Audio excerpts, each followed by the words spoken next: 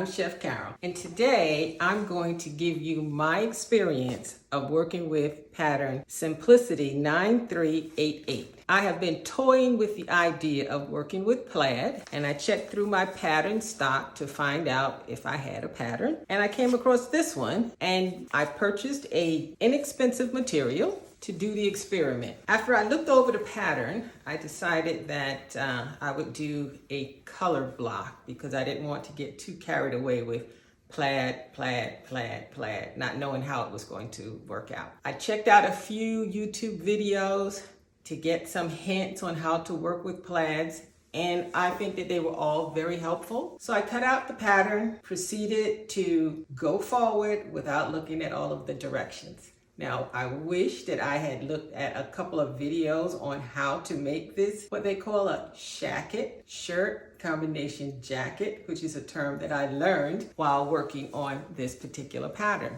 Now, some of the places that I had problems with that the videos were able to help me with were these plackets right here, making that look the way it should, and this whole piece. Now, I wanted a specific type of button. I couldn't find it, so I went to the store. I purchased some black and white buttons, and I actually made these buttons myself. So what I was able to do was put it together with the help of the ladies from YouTube. I think I've done a pretty good job. I actually added a few enhancements of my own. I added this belt because the jacket seemed very, very full, and I wanted at times to be able to probably just pull it a little bit closer, and I wanted the kind of a trench look.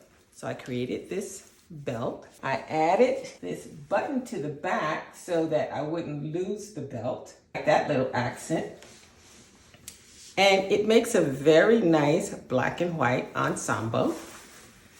I think that you could probably get away with wearing this as a dress up or a dress down outfit. I love the collar. The collar is nice and basic. I think this pattern would be good for an intermediate sewer. I'm not sure if a beginner sewer would actually have more or less trouble than I did, but some of the things I didn't know how to do, I didn't know how to do a burrito. So the burrito is required for this inside lining right here. I did it the way I knew how, and then after I watched another video, the young lady was able to demonstrate how the burrito works.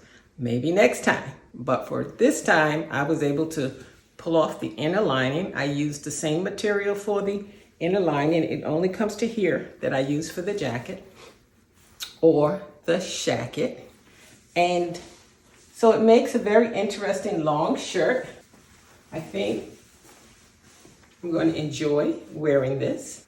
It feels very sporty and very timely for the type of style that's going on right now.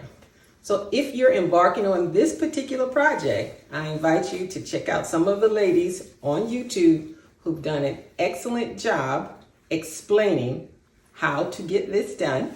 I'll link one to you that I found extremely helpful. I much appreciate the time that she put into making her video step by step. She made the shorter jacket, but the skill set is exactly the same. So, good luck and enjoy the sew.